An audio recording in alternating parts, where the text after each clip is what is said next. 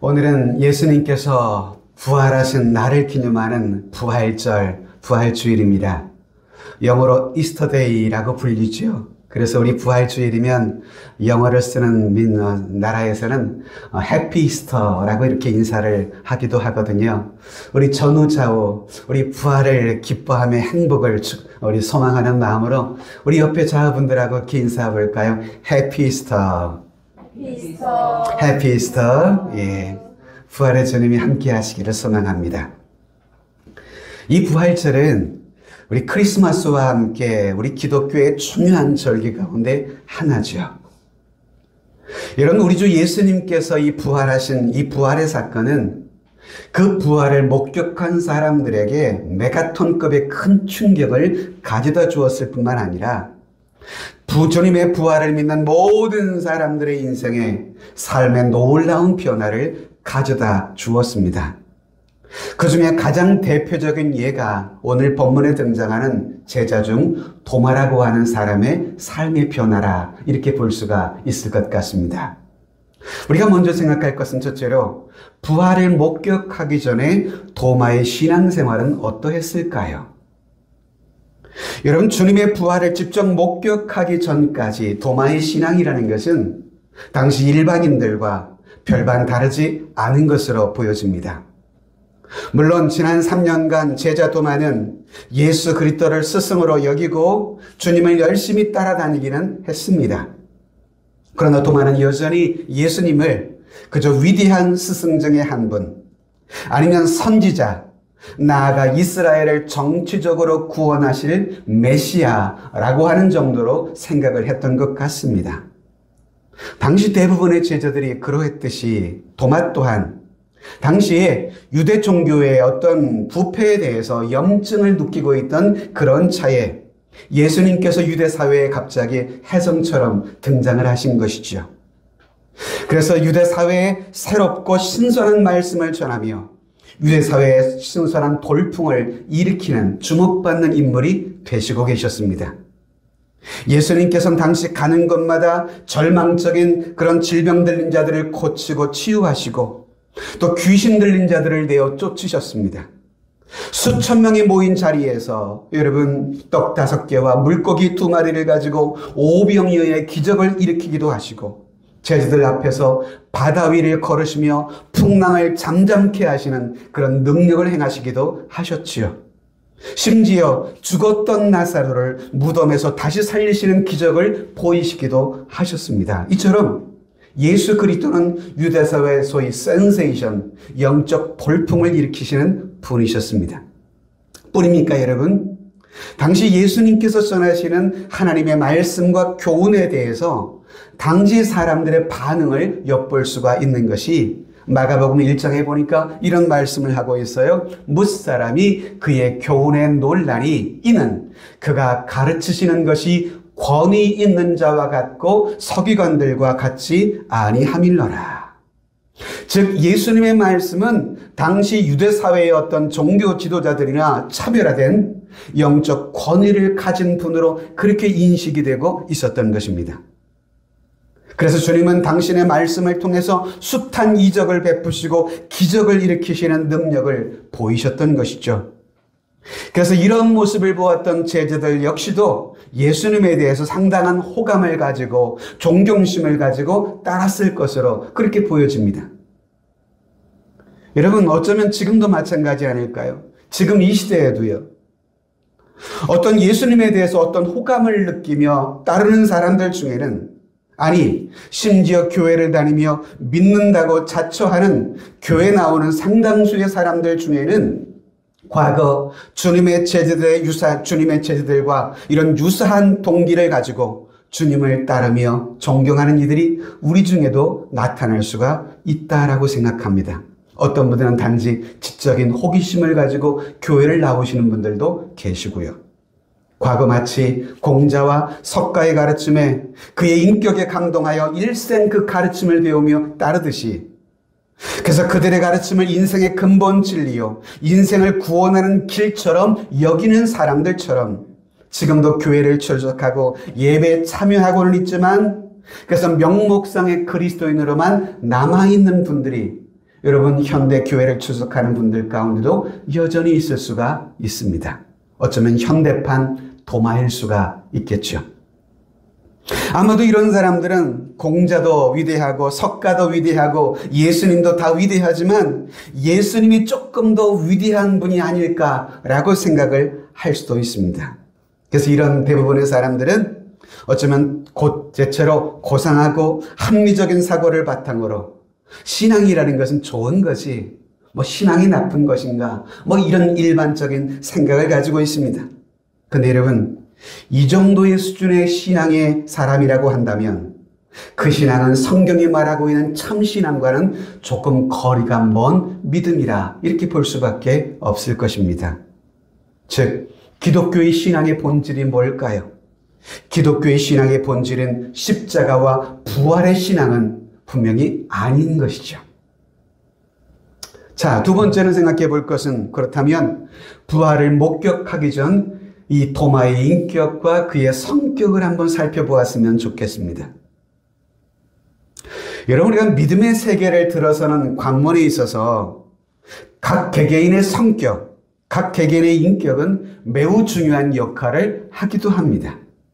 그래서 성격이 조금 더 단순하고 긍정적인 사람들은 신앙을 받아들이는데도 쉽게 받아들이는 것을 좀 보기도 해요. 그러나 성품 중에 좀 따지기 좋아하고 좀 의심이 많고 두뇌 구조가 좀 복잡한 사람, 이런 사람들은 신앙을 받아들이는 데 있어서 시간도 걸리고 좀 어렵기도 하는 것을 좀 보기도 하거든요. 본문의 도마는 어떤 성품의 소유자일까요? 아마 후자의 성품의 소유자가 아닐까라는 생각을 가져봐요.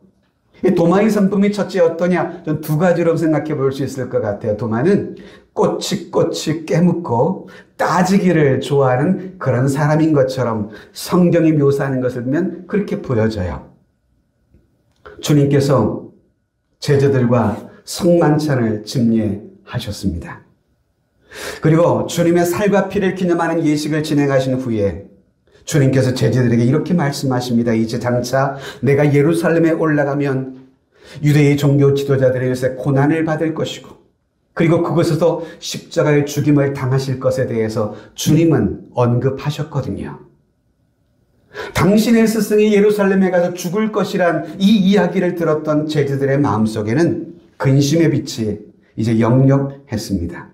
그때 요한복음 14장에 보시면 그런 제자들에게 주님께서 이렇게 말씀하신 것이죠. 너희는 마음에 근심하지 말라. 하나님을 믿으니 또 나를 믿으라. 내 아버지 집에는 거할 것이 많도다. 그렇지 않으면 너희에게 일렀으리라. 내가 너희를 위하여 거처를 예비하러 가노니 가서 너희를 위하여 거처를 예비하면 내가 다시 와서 너희를 내게로 영접하여 나 있는 곳에 너희도 있게 하리라. 내가 어디로 가든지 그 길을 너희가 아느니라. 이렇게 말씀하셨거든요. 자, 4절에 주님께서 말씀하신 것처럼 내가 어디로 가든지 그 길을 너희도 알 거야. 자, 이 주님께서 이렇게 말씀하셨으면 그런 줄 알고 그냥 넘어가면 되잖아요.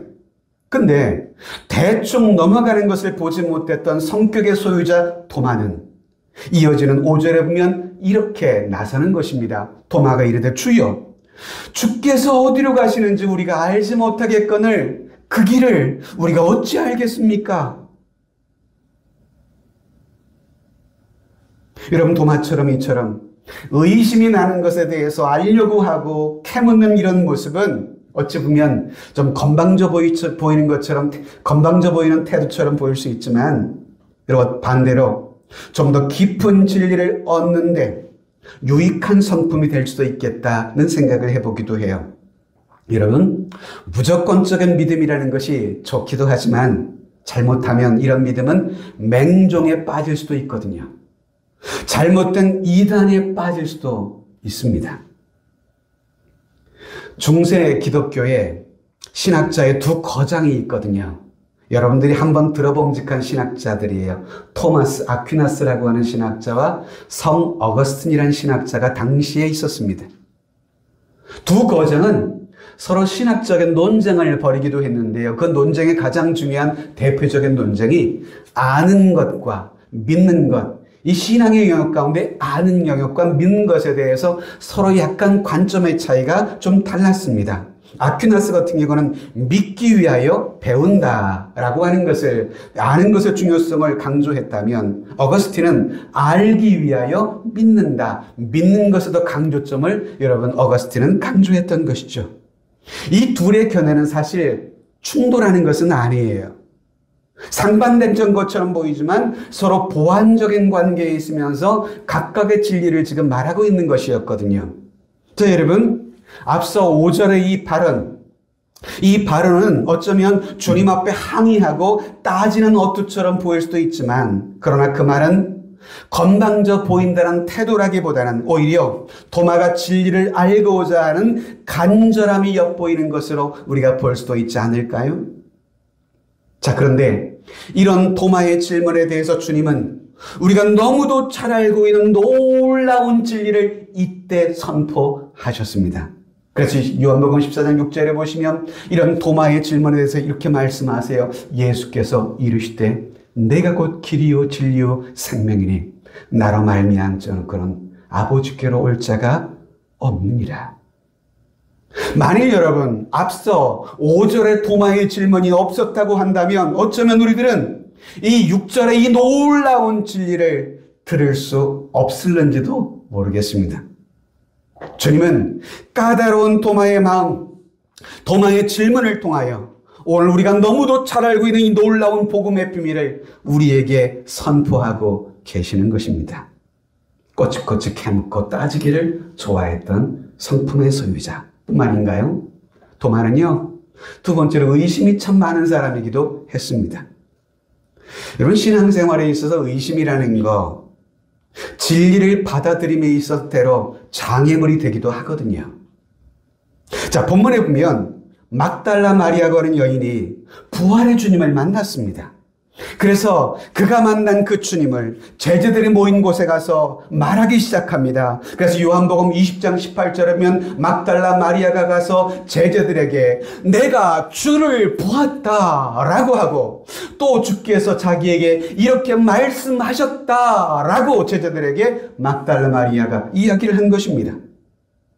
자, 그런데 이 소식을 전해들은 그날 오후에 제자들이 유대인을 두려워하여 문을 닫고 숨어있던 그 자리에 20장 19절을 보시면 이날 곧 안식구 첫날 저녁 때 제자들이 유대인들을 두려워하여 모인 곳의 문들을 닫았더니 예수께서 오사 가운데 서서 이르시되 너희 가운데에 평강이 있을지어다.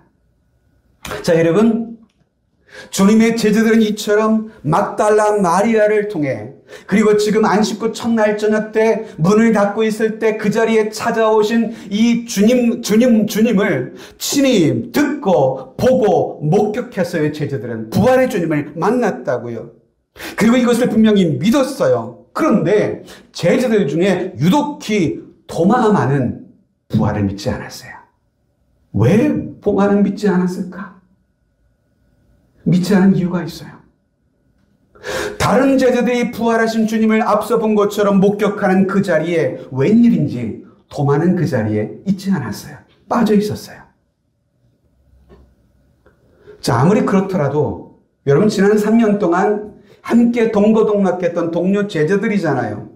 그 다른 동료 제자들이 이구동성으로 야, 부활의 주님이 찾아오셨어, 우리가 다 우리의 눈으로 보았어 라고 말을 하면 그냥 도마도 따라 믿을 법도 한데요. 그럼에도 도마는 동료들이 말했던 부활의 주님에 대한 소식과 사실을 도저히 믿고 받아들일 수가 없었던 것 같습니다. 아니, 믿기를 완강히 거절한 것처럼 보입니다. 이처럼 주님의 부활의 소식에 대한 도마의 태도는 매우 강경했습니다. 그래서 20장 25절에 보면 여러분 뭐라고 이야기해요? 다른 제자들이 도마에게 이르되 우리가 주를 보았노라 하니, 도마가 뭐라고 말해요? 내가 그의 손에 못자국을 보며 내 손가락을 그 못자국에 넣으며 내 손을 그 옆구리에 넣어보지 않고는 나는 믿지 못해, 이렇게 말하고 있는 거예요. 이처럼 도마는요, 자신의 경험을 매우 중시하는 그런 사람이었던 것을 보아요. 합리주의적인 생각을 가진 사람이라는 것을 보기도 하는 것입니다. 우리 중에도 지금 그런 사람들 많잖아요. 어떤 사람은 천국을 못 믿겠다고 그래요. 그래서 오히려 우리에게 질문합니다. 당신이 천국 한번 먼저 가봤어?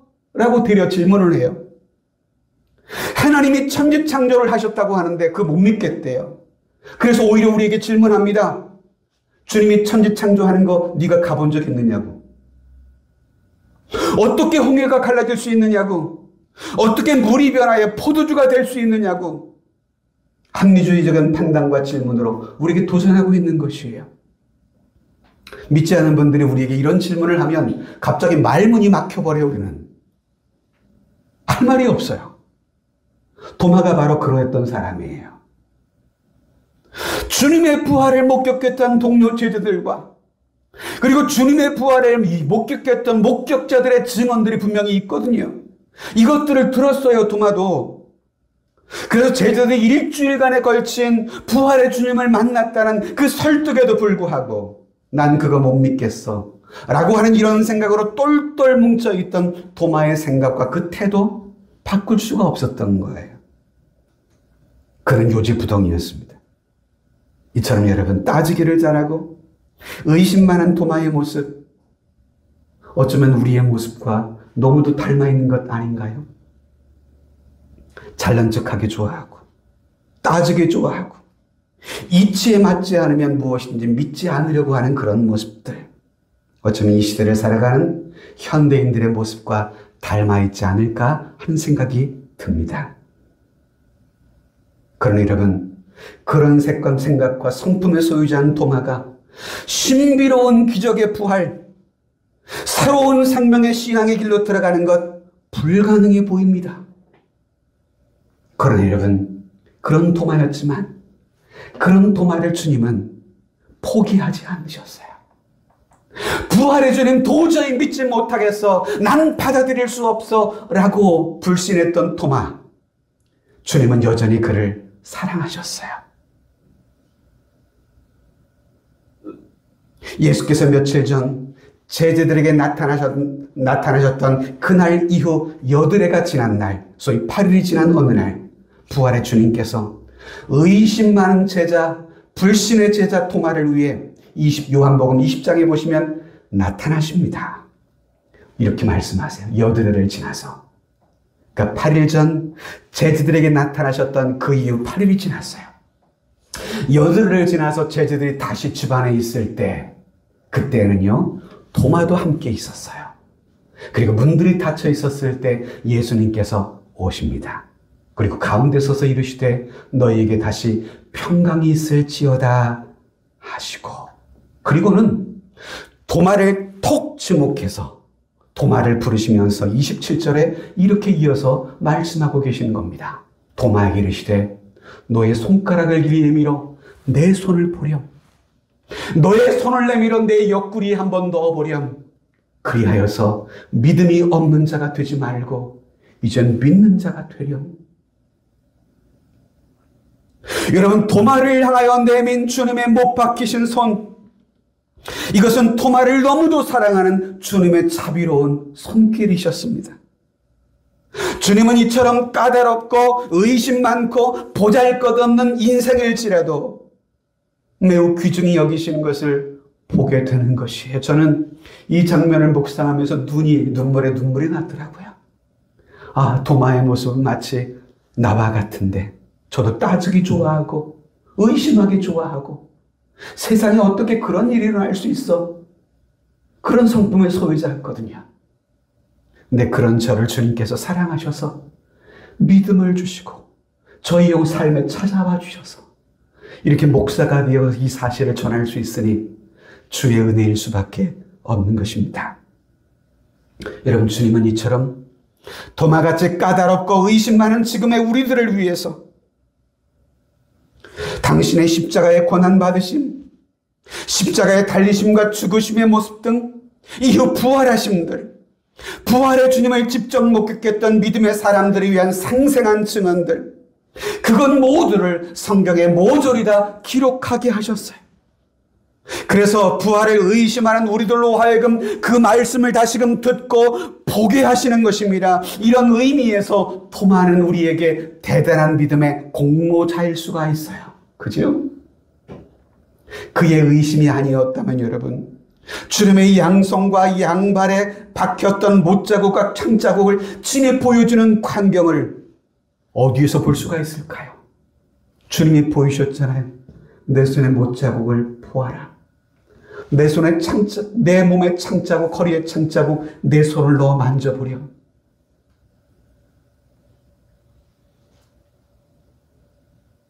또한 내가 곧 길이요 진리요 생명이니 나로 말미암지 않고는 아버지께로 올 자가 없느니라.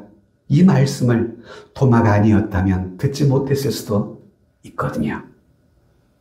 자, 그런 도마였는데 마지막 세 번째는요, 부활을 목격한 후에 도마의 모습을 보려고 합니다.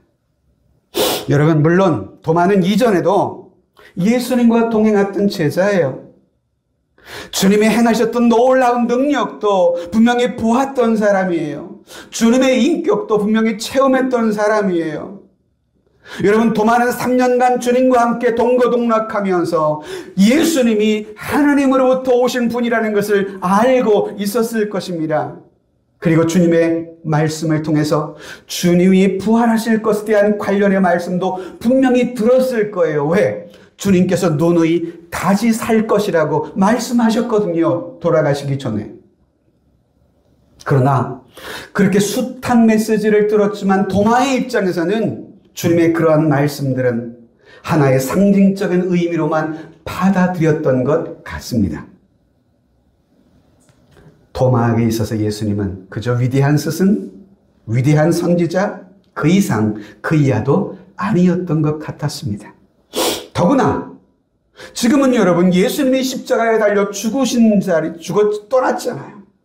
그러니 이제 주님을 통해서 이루고 싶은 소망도 사라져버린 그런 상황이었습니다. 그런데 그렇게 주님의 부활의 소식을 듣고 그런 부활의 소식을 믿지 못했던 그런 도마였지만 그런 도마에게 주님께서 찾아와 주셨습니다. 그리고 당신의 손을 펴시고 당신의 옆구리를 보이시며 만져보라고 넣어보라고 말씀하시는 이 모습이 너무도 생생한 거예요. 너무도 생생한 거예요. 꿈이 아닌 거예요. 자기 손으로 예수의 손과 예수의 발의 못자국을 만질 수도 있는 그런 상황이었어요. 만지시라고 했으니까. 근데 만졌을까요, 여러분? 감히 만질 수가 없었어요, 도마는. 주님의 그 모습 앞에서 그 순간 토마는요, 지금까지 그가 가지고 있던 예수님에 관한 모든 생각들, 그것이 다 완전히 잘못된 것을 깨닫게 됐어요. 내가 지금까지 붙들고 의지하며 살아왔던 자신의 고정관념들, 그의 인간적인 신념과 확신들, 사람이 어떻게 죽었다가 다시 살아날 수 있단 말인가, 지극히 상식적이고 합리적인 사고에 대한 그 확신들, 그 모든 것들이 자신의 머릿속에서 완전히 송두리째 뽑아져 나가는 그러한 경험을 하게 된 거예요. 전 그것이 뭔 줄 알아요? 제가 그랬으니까. 주님을 믿게 된 그 경로를 전 말로 잘 표현을 못하겠어요. 그냥 주님이 제 안에 들어와 주셨다는 말 표현밖에는. 어떻게 믿게 됐어요? 논리적으로 설명이 안 돼요. 믿어지게 되었는데요. 아마도 도마가 그러지 않았을까요? 며칠 전 주님의 부활을 목격했다는 사람들, 그리고 동료 제자들을 통해 주님이 부활하셨다는 소식을 듣기는 했었어요. 그런데 도마는 그것을 받아들이지 않았습니다. 왜? 자신의 상식과 판단으로 불가능한, 납득할 수 없는 일이었기 때문이에요. 납득이 안 되는 거예요, 도마는.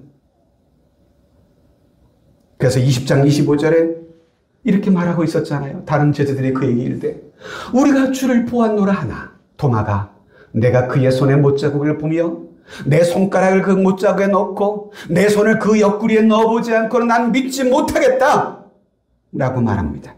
그런데 그런 도마 앞에 부활의 주님께서 나타나셔서 말씀하시는 거예요. 27절에 도마에게 이르되 내 손가락을 내밀어 내 손을 보고 너의 손을 내밀어 내 옆구리에 넣어보렴.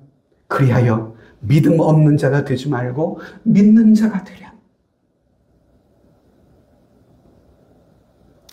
이러한 부활의 주님의 말씀 앞에서 도마는 무릎을 꿇을 수밖에 없었어요.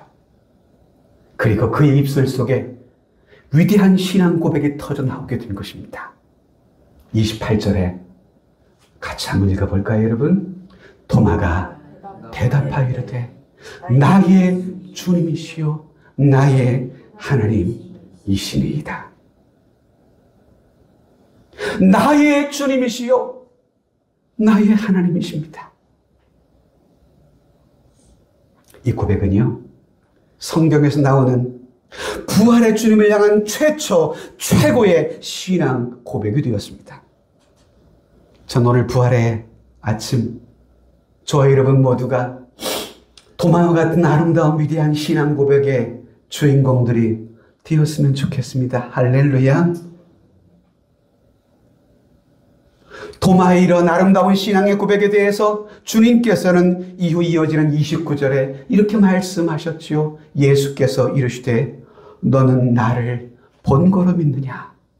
보지 못하고 믿는 자들은 복되도다. 복되도다. 이후에 도마는 어떻게 됐을까요? 이후에 도마는요, 인도로 향해 떠났습니다. 인도에 가서 부활의 신앙과 복음을 전하다가 용감하게 순교했다고 교회사에 전해져 옵니다.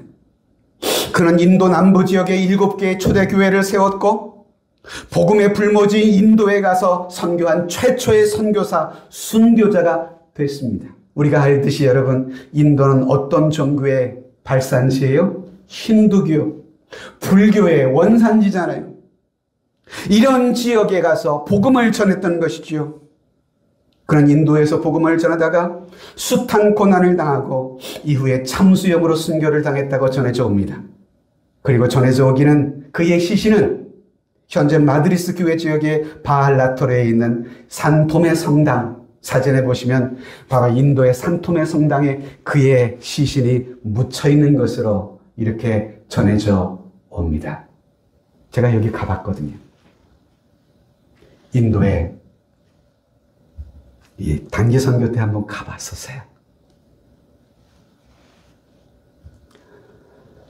여러분, 과거에 의심 많았던 토마,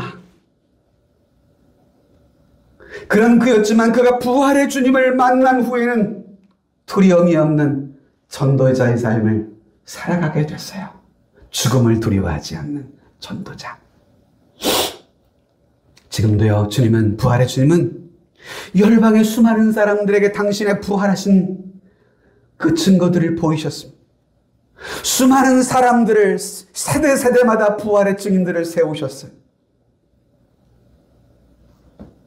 초대교회 복음의 세계화를 위해서 위대하게 쓰임받았던 사울, 아니 이후에는 바울이 되었죠.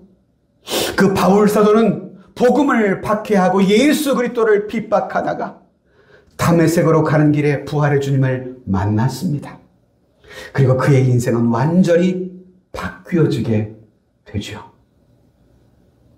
부활의 주님을 증거하는 부활의 사도가 됐습니다. 수많은 믿음의 사람들이 지금도 부활의 주님을 만난 이후에 그들의 인생이 변화됩니다. 마치 역사가 BC와 AD로 나뉘어지듯이 여러분, 그들의 인생 속에도 그들의 인생 BC와 AD가 바뀌는 거예요. Before Christ, 그리스도를 만나기 이전과 안노 도미네, 그리스도 이후의 시대로 역사가 바뀌어지듯이 여러분, 우리의 인생 속에도 부활의 주님을 만나는 자와 만난 이후의 삶은 BC와 AD처럼 바뀌어지는 것입니다. 묻습니다, 여러분. 여러분들의 인생에 BC와 AD를 나눌 수 있는 부활의 주님을 여러분들은 만나셨나요? 오랜 시간 나를 위해 십자가에 죽으시고 또한 나를 살리시기 위해 부활의 첫 열매가 되어주신 그 부활의 주님을 오늘 우리가 믿음의 눈을 들어 만날 수 있게 되기를 주님의 이름으로 축복합니다. 그리고 도마처럼 이제 예수 그리스도를 나의 주시오 나의 하나님입니다 라고 고백하는 믿음의 사람으로 우리 모두가 서게 되실 수 있기를 축복합니다. 오늘 이 아침 부활의 영광스러운 아침, 그런 소망의 아침이 여러분들의 영혼 가득히 충만할 수 있기를 진심으로 축복합니다.